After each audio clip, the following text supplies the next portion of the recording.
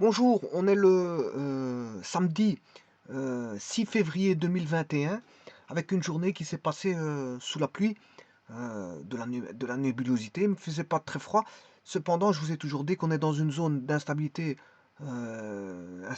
donc on a un temps changeant, un temps variable. Donc on ne sait pas ce qui peut se produire et apparemment ils annoncent, je veux dire, du gel. Bon, pour l'instant, quand on sort à l'extérieur, vous sentez qu'il y a une certaine fraîcheur sans plus, mais bon, on ne reconnaît pas l'hiver, je vous l'ai toujours dit jusqu'à présent. On ne reconnaît pas bien qu'on a eu 2 fois 3 jours de neige, sans plus. Hein, la neige a très vite fondu, la preuve en est que, en fait, la chaleur, bon, a fait en sorte que il fait un peu chaud pour la saison. Voilà, mais ils annoncent quand même une variabilité, que ça peut changer. Bon, bon, pour les heures qui vont suivre, bon, c'est ce qu'ils disent. Bon, parfois on n'y croit pas, mais effectivement, le lendemain, quand on se réveille, on est sous la pluie, enfin sous la neige. On se rend compte qu'on est sous la neige. Bon, alors, on va faire une petite vidéo ici qui va concerner donc un petit peu de programmation. Bon, et c'est une programmation qui est très très simple. Bon, qui ne demande pas bon, de grandes compétences pour pouvoir faire un petit programme qui va concerner, je veux dire, une aide aux mathématiques. Une aide aux mathématiques. Euh, C'est-à-dire dans le sens où, si vous avez voilà, un cercle trigonométrique, hein, on joue avec le cercle trigonométrique dans pas mal de matières, je vous le dis tout de suite, et notamment, on retrouve le cercle trigonométrique, on peut le retrouver bon, quand on manipule les nombres complexes. Et justement, je suis en train de voir les nombres complexes, et bon, ça peut aider, les nombres complexes peut aider, enfin, la programmation peut aider pour travailler avec les nombres complexes. Je vous montrerai au fur et à mesure que bon, la programmation peut être une aide. Une aide. Alors, je vous rappelle qu'un cercle, ben, il y a plusieurs unités pour un cercle trigonométrique. Il existe le grade, le radian, voilà, pas mal des unités. Mais ce qu'on retrouve pour le cercle trigonométrique les plus utilisés, bon, c'est deux unités qui sont le radian et le degré. Le radian et le degré. Donc, parler d'une unité ou de l'autre, ben, c'est parler d'une conversion d'unité. On peut passer de l'unité radian à l'unité euh, degré, avec un petit rond. Degré, c'est avec un petit rond pour mettre un D pour degré, mais enfin bref, c'est un petit rond pour degré. Voilà, et radian, c'est RD. RD. Alors, comment va-t-on, je veux dire, vous savez très bien que le cercle trigonométrique est décomposé hum, en 360 degrés et que 360 degrés est égal à 2 pi radians. 2 pi radians.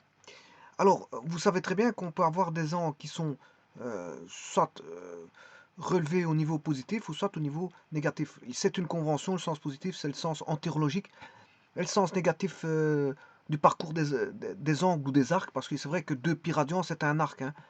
On mesure des arcs par les radians, on mesure un angle par les degrés. Donc il y a l'unité d'arc, le radian, et l'unité d'angle, le degré.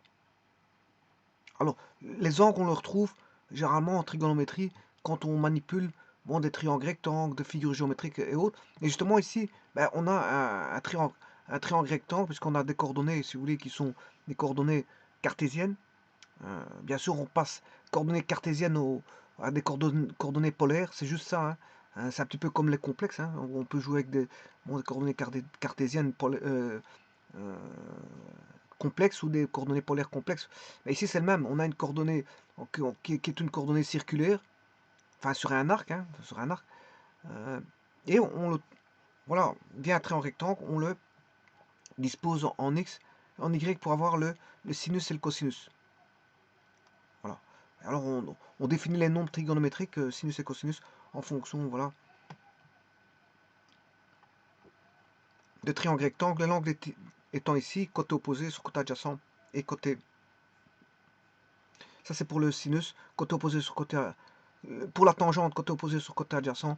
Et pour le sinus, côté opposé sur l'hypoténuse. Et pour le cosinus, côté adjacent sur l'hypoténuse. Voilà. Et donc, vous voyez que ça provient d'un triangle. Des triangles, les valeurs géométriques, enfin, les nombres trigonométriques, sinus, cosinus, tangente, proviennent tout simple, tout bonnement d'un triangle. Voilà. Mais on manipule, hein, on met tout dans un cercle de rayon 1 pour avoir les unités.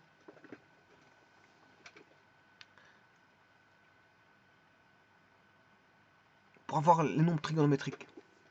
Sinus, cosinus, tangente au travers d'un cercle. Bon, alors ceci étant dit, je vais faire juste un petit programme qui va être très simple. En fait, je vais rentrer un angle. Je vais rentrer un angle. Par exemple, je rentre 725 degrés. Voilà. Eh bien, je vais me dire, ben, ça fait combien de tours?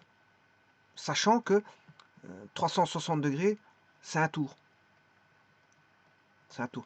Alors, on va en faire plus parce qu'il va me donner, bon, une fraction de tour aussi. Une fraction de tour. Bon. Donc, pour un premier programme, c'est bon. Ça suffit. On va juste faire ça pour un petit programme. Donc, c'est de voir combien de tours qu'on a. Alors, comment peut-on voir combien de tours on a? Ben, il suffit de faire, vous faites 725 divisé par 360. Voilà. Il y va 2 fois et vous stoppez. Vous ne continuez pas. C'est ce qu'on appelle la partie entière. Donc, il viendra 2 fois. On aura 2 fois 360. Et alors, la partie entière vous dira, bon, combien de fractions qui reste, la fraction qui reste. Voilà, la fraction qui reste. C'est-à-dire, on aura 2 fois 360, 720. Voilà, et il restera, voilà, 5 degrés. Il va rester 5 degrés. Et alors, les 5 degrés, ben, c'est ce qui va rester. Hein. Donc, il va rester 5 360e. Alors, si je fais la machine 5 divisé par 360, voilà, il va rester 0,030. 0, il va rester voilà, 0,0138. Voilà, 88, etc. Tout des 8. Tout des 8. Alors, comment faire ce programme? Bon, c'est assez simple. On va utiliser une formule. Hein, c'est une division euclidienne. Hein, d'ailleurs, vous avez bien vu, c'est une division euclidienne. Le diviseur, on a le dividende est égal au diviseur fois le quotient plus le reste. C'est juste ça qu'il faut appliquer. Voilà. Et donc, ben, je vais faire une division entière. Qu'est-ce que je vais faire? Je vais aller chercher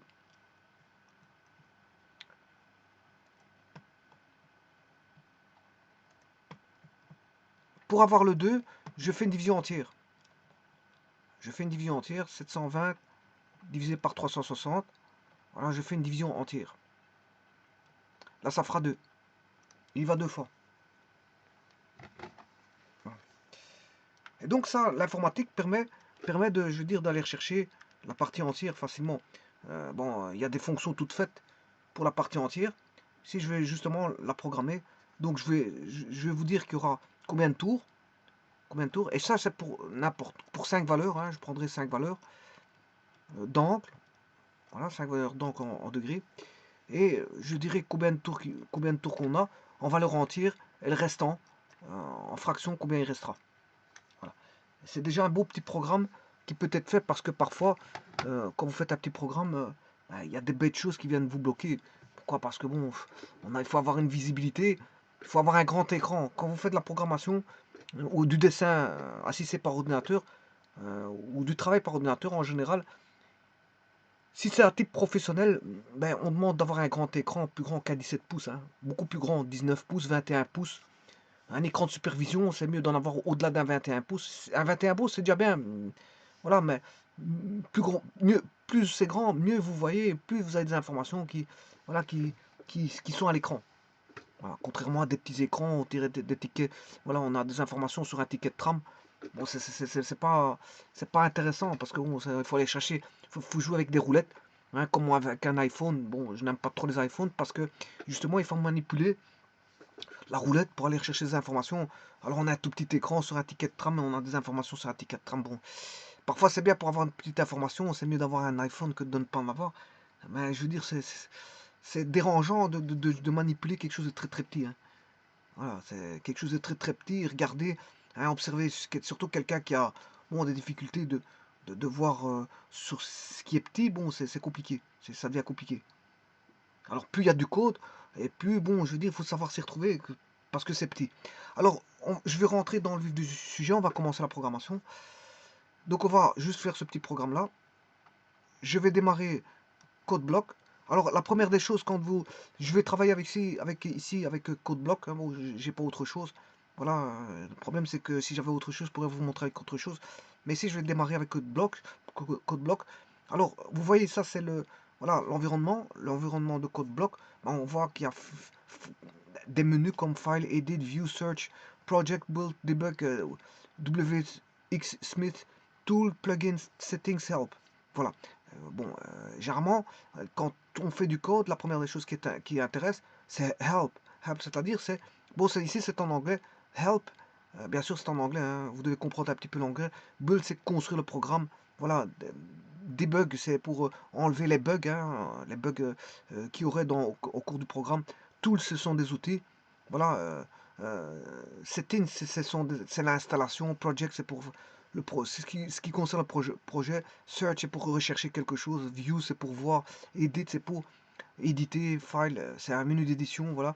Et file, c'est le fichier. Et alors, bon, help, vous avez beaucoup de choses en help. Alors, la première des choses, c'est quand on programme, c'est d'être en interactivité avec les informations. Voilà, les informations pour savoir ce qu'il en est. Voilà, voilà. Vous pouvez demander de l'aide. Alors, par exemple, si vous êtes dans l'aide, ici, par exemple, dans About, ben, vous avez Information. Voilà, ici j'ai CodeBlocks Release 10.05, révision 62.83. Voilà, l'auteur de CodeBlocks Team, c'est une équipe, toute une équipe. Hein, il y a beaucoup de personnes qui ont fait ce CodeBlock. Et alors, on peut les réécrire, si vous voulez, à info@codeblocks.org. Si vous voulez le réécrire pour une information ou l'autre, ben, pourquoi pas. Et alors, ils ont un site qui est www.codeblocks. Attention que c'est avec un S à la fin, .org. Alors, il faut remercier tous les programmeurs. Bien sûr, et les programmeurs, ben, on retrouve, il y a Yanis Mandravelos, Thomas Denk, développeur, Lieven de Kock. Voilà, c'est multinational, je vous le dis tout de suite, c'est normal. Parce que pour faire quelque chose de costaud, ben, il faut faire appel à de nombreuses compétences. On les trouve dans le monde entier. On retrouve dans le monde entier diverses compétences qui sont capables, voilà, de travailler en équipe et de faire des gros projets. Voilà. Martin Hall, Biplak Modak, Jens Lodi, Paul A. Jiménez. Il n'y a pas tous des développeurs, bien sûr. Il y a bien sûr des gens qui vont aider pour les plugins. Il y en a qui vont travailler pour le WX Smith Research and Development plugin. Voilà, par exemple, Bartholomy Suiki. Voilà. Il y a Jérôme, voilà, Antoine, Mario Cupelli, Tiwag, enfin, je sais pas que c'est. Bon, Pekan Eber, Arto Johnson, Thomas Laure Blanche, voilà, Ricardo Garcia, Anders F. Björklund, voilà, Daniel Orb, Mario Cupelli, Bio Elvston, voilà, Paggy, Aki Guzan, YBX, voilà, il y a Tim Beckbacker, David Perforce, voilà, Sylvain Pratt, Chris Rachko, Ortega, JA, voilà, et ainsi de suite, et tous les contributeurs qui fournissent les patchs. Voilà, et ils vous donnent toute une panoplie de sites internet avec tous ceux qui ont, voilà, donné, qui sont contributeurs du programme. Bon, je vous prie de me croire que pour faire des programmes comme ça, c'est pas donné à tout le monde. Et que ce sont des équipes qui travaillent, des équipes de chercheurs et de développeurs. C'est pas donné à n'importe qui de faire, voilà, un environnement tel que celui-ci. Bon, maintenant, ils ne sont pas partis de rien parce qu'il existe aussi des environnements.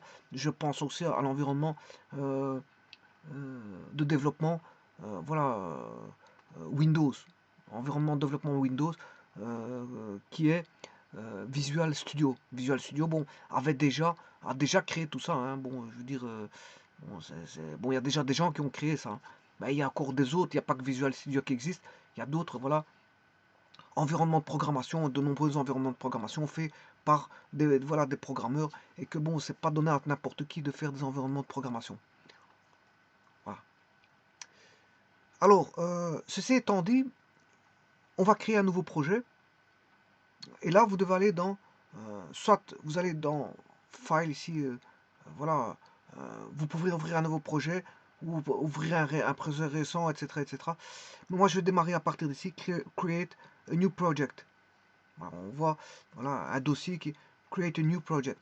Alors, vous cliquez sur create il y a open an existing project, ouvrir un projet existant, visit the code blocks forums, visiter voilà, des forums de code blocks, voilà, faire des reports sur certains bugs et faire des demandes à propos des nouvelles caractéristiques, etc., etc. Voilà, donc ici, Create a New Project, je clique là-dessus. Et alors, moi, je vais chercher, dans ce cas-ci, console application. Je clique sur console application. Bien sûr, je fais Go. Hein, il y a un bouton Go. Hein, je vais cliquer sur Go. Et là, il me demande Welcome to the new console application wizard. Donc, wizard, ça veut dire assistant. Voilà, this wizard will guide you to create a new console application. Cet assistant vous guidera pour créer une nouvelle console application. Quand vous êtes prêt pour procéder, s'il vous plaît, cliquez sur Next. Et c'est ce que je vais faire tout de suite. Je fais Next. Et bien sûr, ici, moi, je vais prendre le langage que vous souhaitez utiliser. Et je vais prendre ici le C. Voilà, je choisis C. Voilà, C. Alors, je fais Next. Et là, je vais mettre le nom. Bon, ce nom, je vais mettre un nom. Et ce nom, c'est... je vais mettre... je vais choisir un nom. Par exemple, comment est-ce que je pourrais l'appeler il faut mettre des noms où vous pouvez les rechercher facilement. Hein. Bon, ici, comme il va s'agir voilà, d'angle, ce que je pourrais mettre, c'est angle. Voilà, angle, angle, tour, angle. Tour, pourquoi? Parce que ce sont des angles. Si je vais mettre 720 degrés, ben je serai à 2 tours, par exemple. Voilà, c'est ça que je veux dire. Tour, angle. Tour. Alors, je vais mettre underscore. Voilà, angle. Voilà, tour, angle. Comme ça, je sais aller rechercher facilement. Et alors, vous voyez qu'il va me créer un dossier pour créer le projet qui va s'appeler, bon, bien sûr, le dossier, il a créé users avec voilà, le nom qu'il y a là-bas, slash desktop, slash, voilà, ça c'est le dossier, et le nom du projet c'est tourangle.cbp, c'est-à-dire, voilà, c'est project, voilà, C, c'est en langage C, project C. Voilà. Alors, je fais Next pour la suite. Alors là, le compilateur, c'est GNU GCC Compiler. Voilà, est-ce qu'il existe d'autres compilateurs? Voilà, vous pouvez en prendre un. Voilà, ici, en choisir un. Voilà, vous choisissez votre compilateur. Il s'avère ici que le compilateur sera le GNU GCC Compiler que je vais utiliser. Donc, je ne vais pas en prendre un autre, je vais prendre celui-ci. Alors vous pouvez prendre un tel C++ compiler, Small Device C compiler. Il en existe toute une panoplie de compilateurs. Hein, voilà. Il y a les langages interprétés, les langages compilés. Ici, il est basé sur un langage compilé, donc il a besoin d'un compilateur. Voilà. Donc vous voyez qu'il existe une panoplie de compilateurs.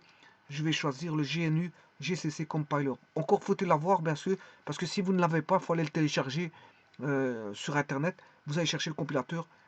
Et bien sûr, voir si vous l'avez, parce que si vous l'avez déjà, il n'y a pas besoin de le télécharger. Voilà, il faut juste peut-être choisir le chemin. Voilà, ici je fais Finish.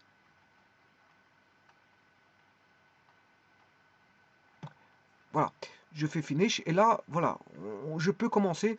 Vous voyez qu'ici il est marqué Source, ou sur la gauche il y a le projet. Voilà, tour, angle, voilà le projet, avec le logo qui est le logo CodeBlock, voilà, et source, il va me créer un fichier texte. Voilà, ça c'est un fichier texte, hein, mainc, vous pouvez l'avoir en tant que fichier texte, c'est rentré dans le fichier texte, c'est normal parce que l'éditeur de texte, bon, dans l'éditeur de texte, il y a du texte, et voilà, c'est du texte, hein, c'est avant tout du texte, vous allez taper, c'est un éditeur de texte. Voilà, donc il va le mettre dans un fichier main, un fichier texte, pour lequel vous aurez que du texte. Donc, ce qui veut dire que la programmation, c'est avant tout l'écriture voilà, de symbolisme. Vous écrivez des symbolismes, et puis encore, c'est voilà, c'est l'environnement qui va bien sûr s'amuser, qui va voilà, s'atteler à faire fonctionner le programme. Parce que écrire, justement, les grands programmeurs que je vous ai montré tout à l'heure se sont attelés à ça, justement, à faire en sorte que vous puissiez écrire et que cette écriture de code puisse être compris, bien sûr, par leurs mots-clés, mais que tout fonctionne, hein. Les programmeurs ont fait en sorte que bon, vous devez rentrer dans un canevas et ce canevas fait en sorte qu'il fonctionnera si vous respectez ce canevas. Bien sûr, ce n'est qu'un respect de canevas, rien de plus. C'est comme une dictée, hein, si vous avez des erreurs un peu partout. Ici, c'est de minimiser au maximum les erreurs. Vous n'avez pas droit à l'erreur ici, parce que dès le moment où vous avez une erreur, à ce moment-là, il vous le dira tout de suite et le programme ne marchera pas. Bon, alors on va commencer. Alors, ici, il y a Build Target Debug. Alors, si la première fois ça ne marche pas, vous pouvez faire release. Hein. Vous faites release ou debug. Voilà, si ça ne fonctionne pas au départ, vous faites, voilà, vous changez ça. Vous changez et vous allez voir qu'après ça va fonctionner. Maintenant, dans les settings, allez voir quand même, avant toute chose, Compiler and Debugger, voilà, le menu ici, et regardez bien, si vous avez, moi je suis en C mode, j'ai pris, voilà, mode support pour tout ISO C90 programme, voilà, j'ai pris ça, bon, j'ai pas besoin de plus. Bon, alors, je vais dans Tool Chain Executable, et là, regardez bien si vous avez bien votre, comment est-ce qu'on appelle ça, euh, comment est-ce qu'on appelle ça, le compilateur. S'il est bien installé d'abord, hein, s'il n'est pas installé, il faut l'installer, il faut le chercher sur internet, et puis vous l'installez, c'est Ming, M-I-N-G-W, voilà, 32, compilateur C, MINGW32, GCC, ici c'est une version 4.4.1.exe, donc c'est ce compilateur-là, mais il faut comment on appelle ça, le lien. Une fois que vous avez le lien, vous faites autodetect, et puis vous appuyez sur OK. Voilà, mais moi comme j'ai tout, il n'y a pas de problème, j'ai pas besoin de faire ça. Mais si vous ça ne fonctionne pas, allez voir déjà là-bas si vous avez le compilateur, et si vous avez le compilateur que ça ne fonctionne pas au niveau de voilà, de débugage, ben, essayez de release, comme je vous ai dit, release, debug. Donc ces deux problèmes-là, quand vous avez éliminé ça, vous avez déjà éliminé deux blocages. Deux blocages qui peuvent arriver d'entrée de jeu. Vous êtes bloqué à cause de ça, parce que vous n'avez pas de compilateur, donc vous ne serez pas compilé. Ça c'est de 1. Et de 2, si vous n'êtes pas en debug normal, en debug, voilà, vous n'êtes pas en release, mais ça ne fonctionnera pas non plus. Ça fonctionnera une fois, la seconde fois ça ne fonctionnera plus. Bon, alors ceci étant dit, on va commencer la programmation. Donc ici, on a une fonction d'entrée principale. Voilà, bon, on n'a pas besoin de hello world, ça je vous le dis tout de suite, c'est ce qu'il met au départ. Alors la fonction int, je peux mettre void, ici, void. Et alors si je mets void, on n'a aucun retour de valeur. Donc ici, il n'y a pas besoin de mettre ça. Voilà, je peux mettre void. Voilà. Bon, mais ici, moi, je ne vais pas changer ça. Donc ici, je vais revenir en arrière par la flèche undo. Par undo, voilà, je remets int. Voilà. Bien sûr, je redo ceci. Comme ça, je commence avec ça. Donc moi, je retourne valeur, mais il n'y a pas besoin de retourner une valeur. Hein. Vous pouvez mettre void. Void ne retourne pas de valeur. Quand il n'y a aucune valeur de retourner de la fonction, ben, vous pouvez mettre void. Alors, main, c'est quoi? C'est un point d'entrée. Il faut bien que le programme rentre quelque part pour commencer tout traitement. Eh bien, main est un point d'entrée principal. Voilà. Donc, c'est la fonction principale d'entrée qui va débuter. Je veux dire, il faut une porte. C'est comme une porte. Vous devez rentrer et pour commencer les tâches, ben, vous devez ouvrir la porte. Ici, c'est pareil. Vous rentrez, le programme, le système va rentrer dans le main et il va commencer à programmer tout ce qui se trouve dans le main. Voilà. Alors, on a des directives de préprocesseur ici. On a inclus des bibliothèques qui sont des bibliothèques stdio.h qui sont .h parce que c'est un header file qui se trouve toujours en en-tête. Voilà. Tout comme dièse include stdlib.h stdio va gérer les entrées-sorties, scanf et d'autres fonctions hein, d'entrée-sortie. Scanf, par exemple, printf, etc. Donc moi, j'ai utilisé scanf et printf, donc j'ai besoin de cette librairie-là. J'ai besoin d'stdlib.h parce que je vais gérer, bien sûr, comment on appelle ça, des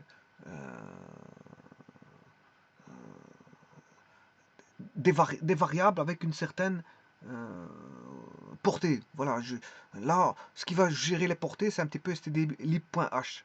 Par exemple, si je mets int qui est en valeur entière, ben c'est stdlib.h qui va s'en occuper. Voilà. Voilà. Alors, j'ai besoin d'une autre librairie, je vais l'inclure tout de suite. include. Je vais mettre, j'ai besoin d'une librairie mathématique, math.h. Bon, alors ceci dit, voilà. Donc comme ça, j'ai les fonctions mathématiques auquel cas j'aurai besoin, parce que je vais faire un petit peu voilà, des fonctionnalités mathématiques. Alors maintenant, si vous voulez augmenter la taille voilà, la taille, vous appuyez sur voilà, la souris, et vous, avec la roulette, soit vous augmentez la roulette ou vous rabaissez la roulette. Et moi, je peux le faire avec mon pad. Et là, je clique sur le bouton de mon pad et en même temps, je fais plus. Oui, plus, normalement. Alors, je me suis trompé. Plus, je vais essayer. Voilà, ça m'a pas.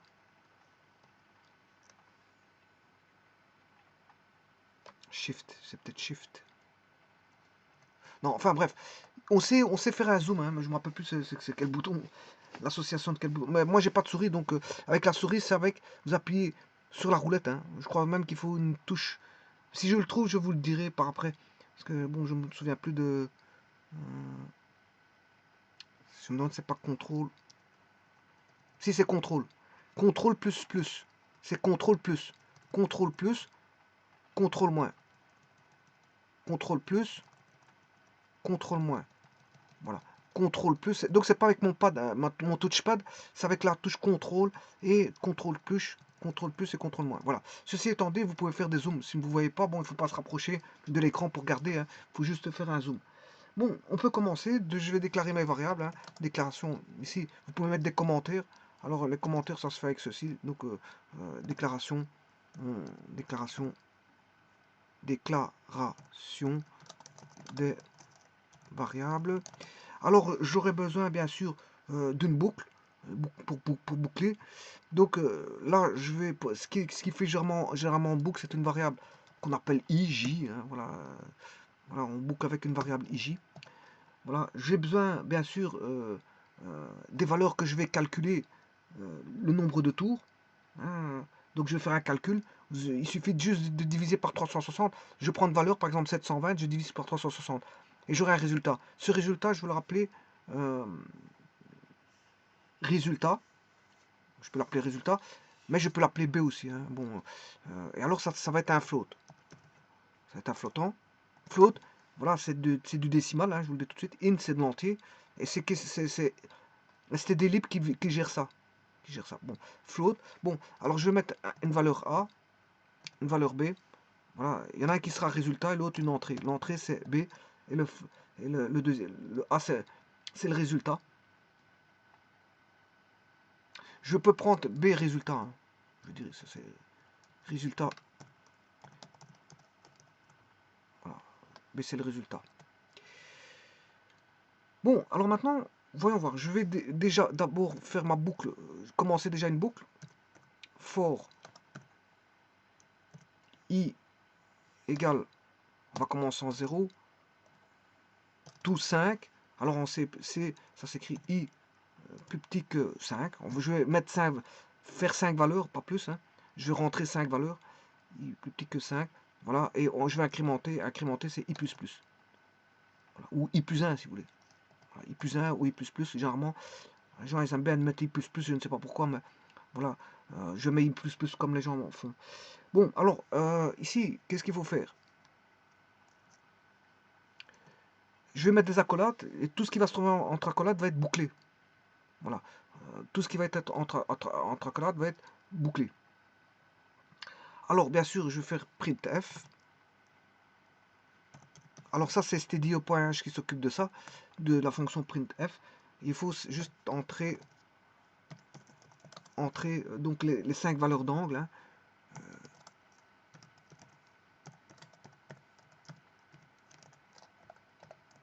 Bien sûr, en degrés. Hein. Voilà, ça sera en degrés. Entrer une valeur d'angle en degrés. Alors, ensuite, je vais entrer, il faut rentrer cette valeur, c'est l'input. Hein, c'est comme auparavant, vous aviez print, hein, en basique, où il y avait le print, qui était Print, d'ailleurs, ça vient de là, hein, print, ça vient de print, hein, printf. Printf vient de print, hein, print, affiché. Voilà, et le scanf, c'était l'input. Scanf. Voilà, alors scanf. Scanf. Alors, bien sûr, ici, il faut mettre des guillemets. Alors, pour dire que c'était un float, il faut reconfigurer bon, la sortie. C'est comme ça. Le C, c'est comme ça, il faut respecter, je vous l'ai dit tout à l'heure. Si vous faites pas ça, ça ne marche pas. Voilà. Alors, il est déclaré float au-dessus, mais là c'est un float. En sortie, vous le forcez à être un float. Alors, bien sûr, ne pas mettre l'adresse, parce que c'est un passage d'adresse. Si vous ne mettez pas ça, c'est pas bon. Voilà. Alors, je vais rentrer le A. Bien sûr, n'oubliez pas vos points-virgules, parce qu'il faut se battre avec les points-virgules en C. Hein, si vous ne mettez pas un point-virgule, c'est mauvais. Je fais mon calcul. B est égal à A divisé par 360. Point virgule. N'oubliez pas vos points virgules, hein, parce que de toute façon, au débugage, il vous le dira qu'il manque quelque chose. Déjà, ici, j'ai oublié un point virgule. Je vais le mettre tout de suite. Point virgule. Sinon, il faudra vous battre avec les points virgules. Voilà, le B, il est déclaré flottant. Le A, voilà.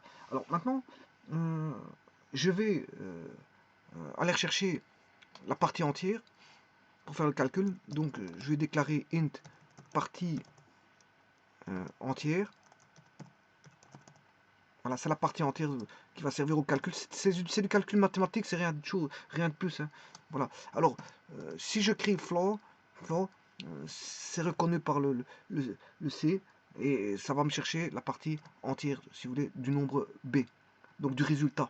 Vous faites 720 divisé par 360, ben, c'est 2, c'est normal. Ça, j'ai pris un nombre juste. Mais si vous mettez 723 divisé par 360, 760, 723 divisé par 360, ça fait avec floor, ça fera 2. La partie entière fera 2.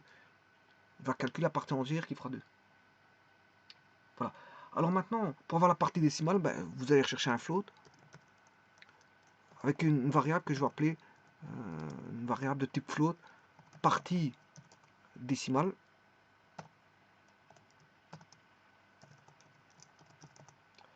Voilà, est égal à, bien sûr, le calcul, c'est, je vous l'ai dit tout à l'heure, il faut juste faire le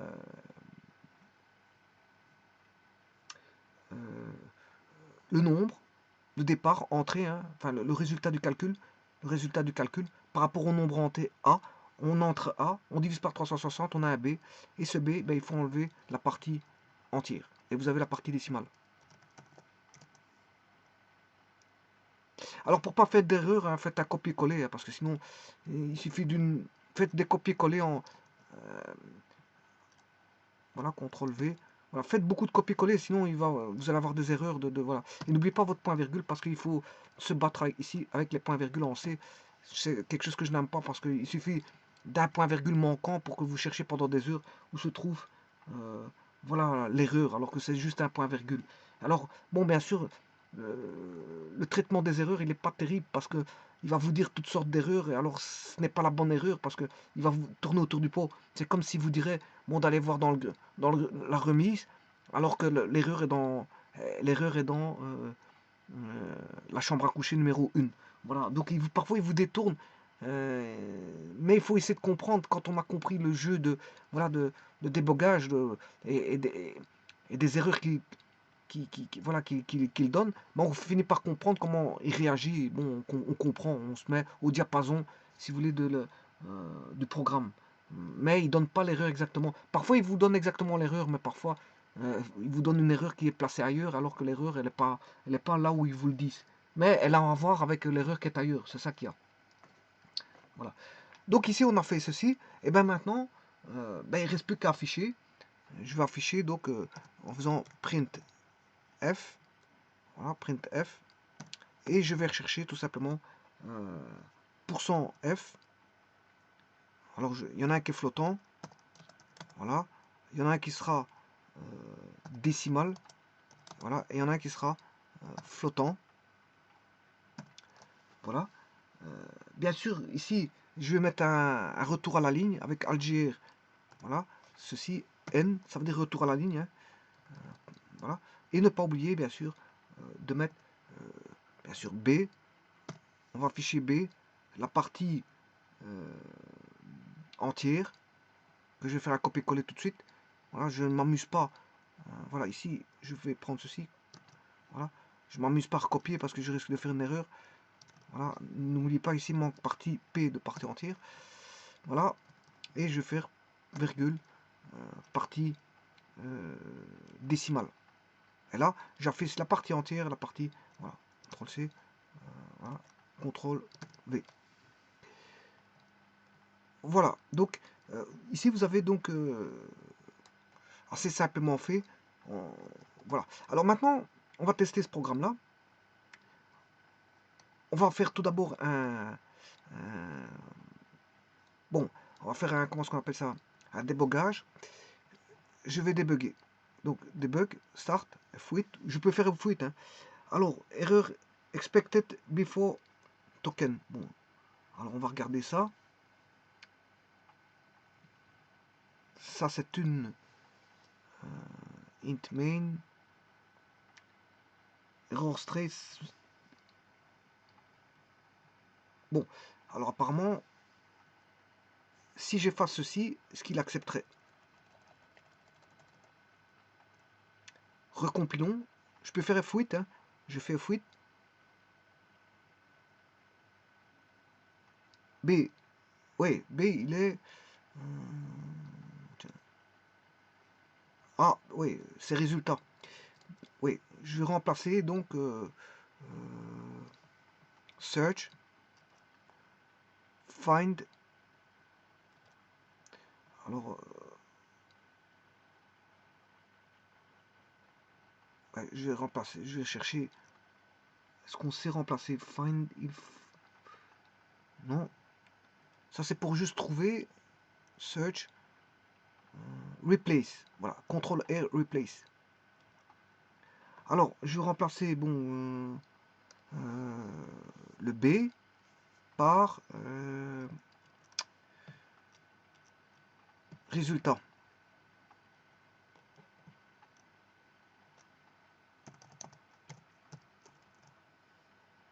Replace. Alors, replace this occurrence. Yes. Yes. Yes. Yes. Et maintenant, replace this occurrence. Bon, il n'y en a plus. Il n'y en a plus. Voilà, donc je peux fermer. Je ne sais pas où qu'il est. Voilà, 4. Voilà, parce qu'il m'a trouvé un B là, il voulait le faire. Ben, bon, il est remonté au-dessus pour aller chercher un B qui n'a rien à voir, donc j'ai dit non. Voilà. Et donc maintenant, le B il est remplacé par résultat partout. Donc tout est bon. Tout est bon. Alors maintenant, on va tester. On va de nouveau débugger. Start. Fuite. Error. Déclaration.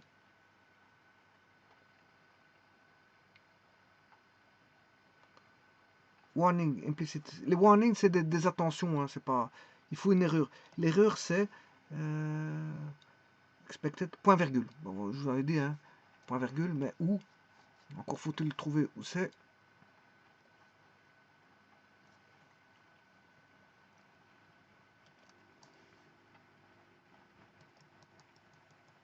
Ouais, c'est la dernière ligne. Point virgule à l'avant-dernière. Voilà. Alors maintenant, ça devrait aller. Debug. Start.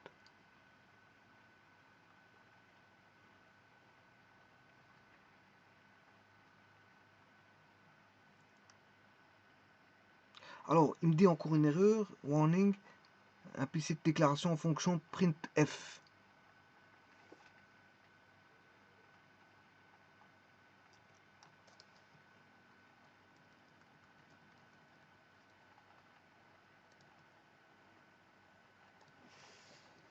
Alors, %f, je vais le recoller ici. %d, je recolle ici.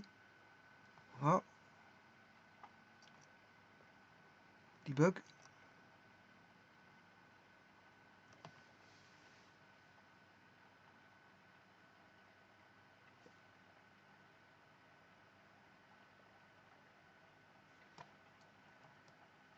Alors, résultat,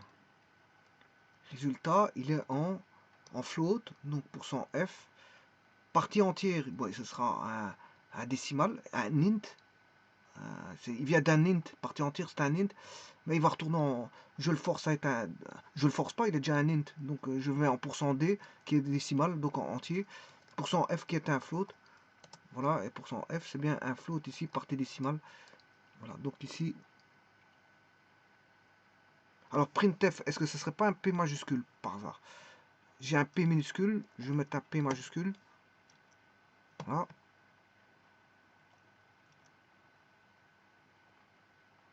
Printf. Indefinite reference. Bon, je remets en P minuscule.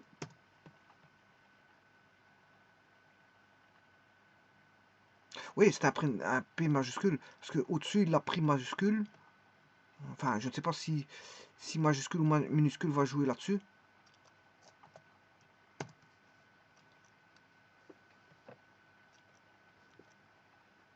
Bon, donc j'ai un problème avec le souci avec le printf. Entrer une valeur en degrés.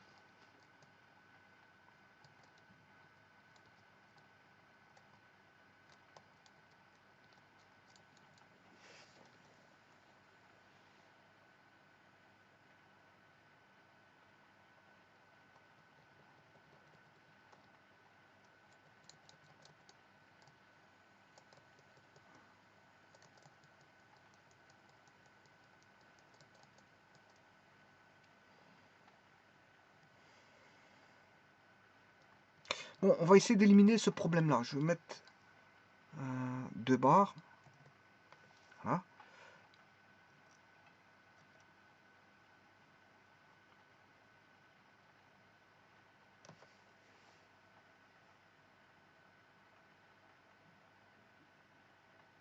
Bon, je vais le... Il n'aime pas les 2 barres. Donc, voilà. Il n'aime pas les 2 barres. Je vais les retirer.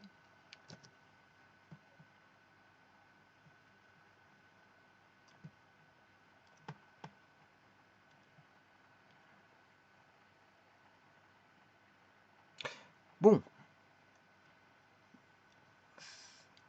Printf, il y a un problème avec le printf. Indefinite reference to printf. Je vais mettre un P minuscule.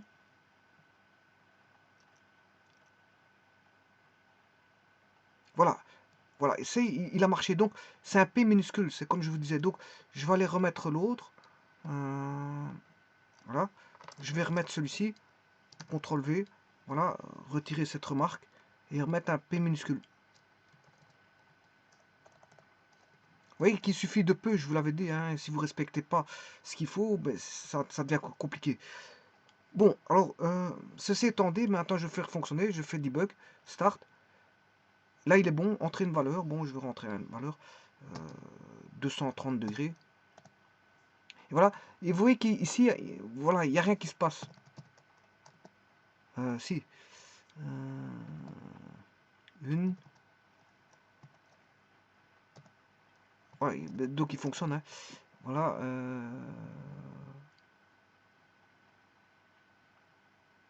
1, 2, 3, 4.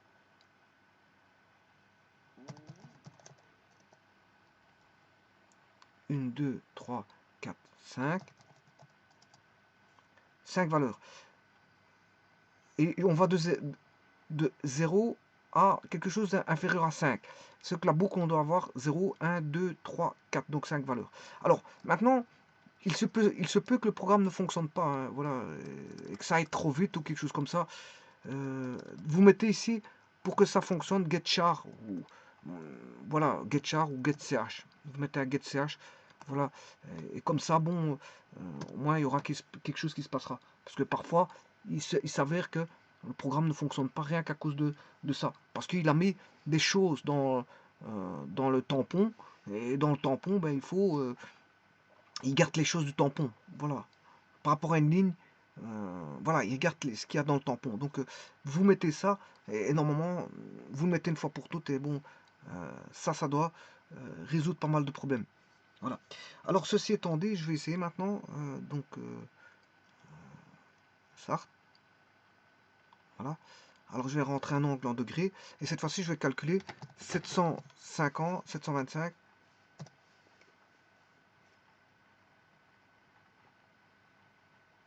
367. Voilà, là il l'a calculé, hein. Parce que quand je mettais pas getCH, je ne sais pas s'il le calculait. Je crois pas qu'il le calculait, hein. Regardez bien. Je vais retirer ceci. Je debug. Build. Voilà. Je vais mettre 450. 345. 450, c'est bien, oui, une fois. C'est juste. Donc la partie entière vaut 1, et le reste vaut 0,125. Donc c'est juste. Si je fais un deuxième, 489. Voilà. Ah, là ça fait. Ah, c'est pas bon. Ah si, parce qu'il a pris 345. 345 divisé par 360. 0,95, c'est ça. 83, 3. Ça c'est le 345 pour le 0. Non. Ouais, donc ça c'est bon. 489. Je vais mettre. Il est toujours une guerre en retard en fait. Voilà. 236. Voilà. Et le 1,38, 358 correspond au 489. 489 divisé par 360. Voilà. 1,358. Voilà. Je vais mettre 237. Voilà. Voilà. Il en reste un. Alors je vais mettre 251. Alors ça fait 1, 2, 3, 4, 5. Il y en a bien 5. Je fais Enter. Et vous voyez que le dernier, on ne le voit pas. Le dernier, on ne le voit pas. Donc je vais mettre un getCH. Point virgule. Alors maintenant, je vais recommencer. Alors 231 degrés. 456. 362. 546. 234. 215. Voilà, et là, vous voyez qu'avec un getCH, ben, il attend press any key to continue. Voilà, comme ça, vous pouvez voir la dernière valeur. Il ne saute pas directement. Je veux dire, il ne saute pas directement. Je veux dire, il ne saute pas directement le dernier. Moi, vous pouvez voir le dernier. Hein. Voilà.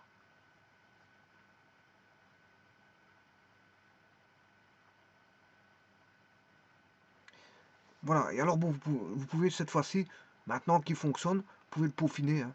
Vous pouvez mettre.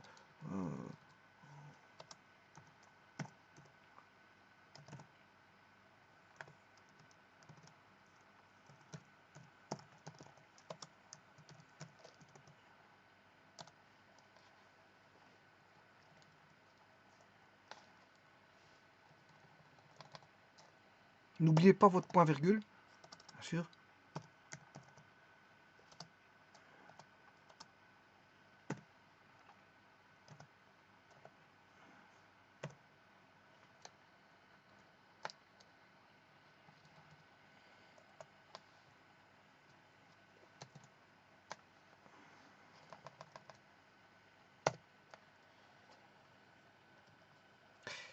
Voilà. Alors, je vais de nouveau le débugger. Start F8. Voilà. Voilà ce que ça donne. Hein. 256. 200. Voilà.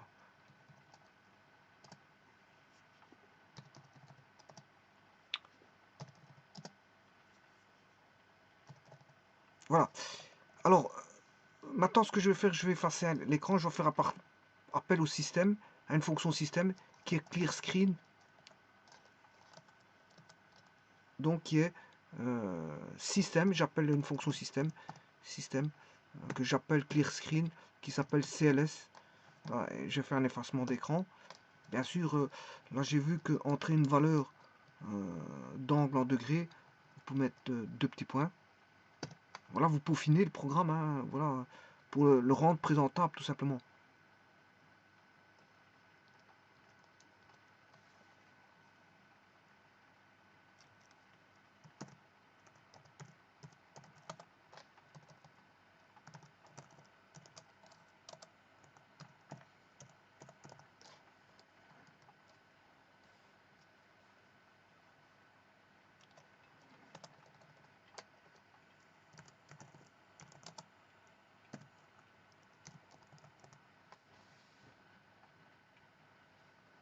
Voilà.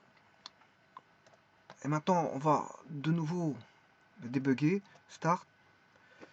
0 erreur. On va mettre 325. 123. Voilà, résultat, partie entière. Je mettrai deux points. Voilà. Et vous peaufinez comme, voilà, comme ça vous arrange. Hein. Voilà, 456. Voilà.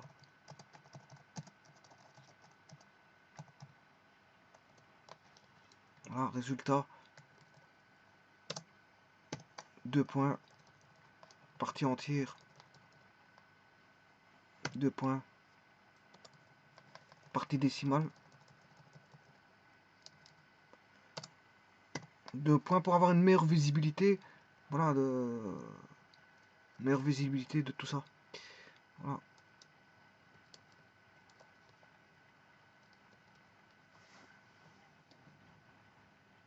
Et à la fin, bien sûr, n'oubliez pas d'enregistrer.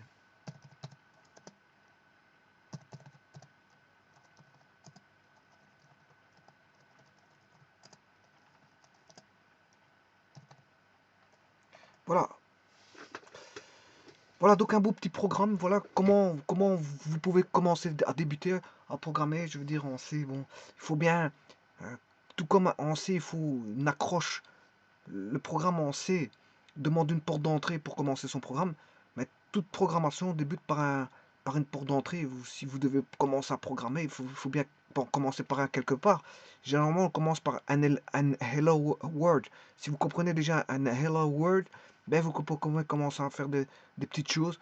Et l'ensemble de ces petites choses vont monter pour finir par devenir quelque chose de grand. Quelque chose de petit peut devenir quelque chose de grand. Donc voilà, donc c'est une petite parenthèse d'un petit programme simple, assez facile, voilà, de fonctionnement qui vont vous permettre hein, de commencer à, commencer à programmer en C. Bon, voilà, c'est un bon point de départ. Et là, c'est un programme assez simple et qui vous permet de calculer. Et ça peut être une aide, bien sûr, pour les mathématiques. Si vous voulez faire des petits programmes mathématiques et savoir de bon. Ici, j'ai mis bon 5 valeurs, j'aurais pu mettre 10. Hein. Voilà. Une fois que vous avez fait ça, c'est pour quoi faire? Ben, c'est pour voilà. Je peux en mettre 10, 15, 20. Voilà. Voilà. Je vais traiter directement. Maintenant, c'est ça le but de la programmation. C'est lourd à faire, on est d'accord. Mais une fois que c'est fait, ça vous aide. Ça aide dans les tâches. Hein. Ça aide dans les tâches. Ouais, ça, c'est d'office. C'est lourd à faire. Regardez maintenant. Voilà. Maintenant, c'est devenu quelque chose d'automatisé. Hein. C'est quelque chose d'automatisé. Hein. Voilà, c'est-à-dire que la rapidité, le rendement y est. Hein. Vous voyez, le rendement y est. Hein. Voilà. Et j'ai traité, oui, pas 105 quand même, parce que bon, j'ai pas envie de faire ça, mais bon, voilà. J'ai traité 10 valeurs très rapidement. Hein. Alors je peux en faire traiter 20, 30, 40, ce que vous voulez. Voilà. Maintenant, je peux faire par un automatisme, faire un traitement automatique. Ça, c'est ce qu'on appelle un traitement manuel. Il existe un traitement automatique, bon, pour lequel, bon, là, vous rentrez ce que vous avez envie et il va vous traiter, voilà, par exemple, comment vous mettez 100 valeurs et vous allez chercher 100 valeurs, on va dire au hasard. Il va vous calculer, voilà, le nombre de tours de 100 angles au hasard ou 1000 angles au hasard par un traitement automatique. Dès le moment où le programme est fait, c'est lourd. La programmation, la construction, c'est comme quand on construit une habitation. D'ailleurs, c'est pour ça qu'ils disent build. Build, ça veut dire construire. On construit. Une fois que c'est construit, à ce moment, c'est une aide magnifique quand il est terminé. Hein. Pour autant que le programme fonctionne. Si le programme est bien débogué, qu'il est construit, parce qu'un programme, quand est-ce qu'il fonctionne? Mais il fonctionne euh, parce qu'il est bien pensé, bien construit, bien qu'il n'y a aucune erreur de débogage et que surtout il répond à une logique. Hein, parce que c'est bien, on peut faire des petits programmes qui a pas d'erreur, qui sont construits mais qui n'y a aucune logique et il va vous faire n'importe quoi. Voilà, et ça c'est du domaine artistique, si vous voulez faire un petit peu de n'importe quoi avec un programme, il n'y a pas de problème, hein, on peut faire du n'importe quoi avec un programme. Ça on peut faire de l'arti, voilà, des petites applications artistiques, ça c'est pas un problème ça. Voilà, je vous remercie. Ne pas oublier de l'enregistrer. Voilà, vous faites save, avec save, voilà, là il a enregistré. Voilà, je vous remercie beaucoup.